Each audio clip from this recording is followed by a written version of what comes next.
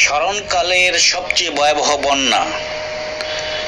ভারতের high commissioner বলেছে বাঁধ খুলেনি, খুলে গেছে। এই ধরনের কথাবার্তা আসলে হাস্যকর। এতদিন বাঁধ খুলতে পারে নাই, এখন একা একাই খুলে যায়।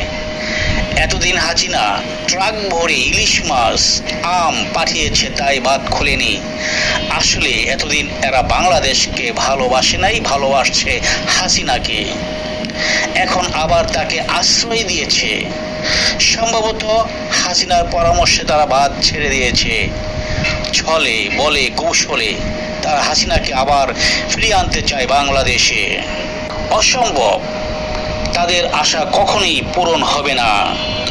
প্রয়োজনে এদেশে আরেকটি বাঁধ নির্মাণ করতে হবে, এমনভাবে নির্মাণ করতে হবে যেন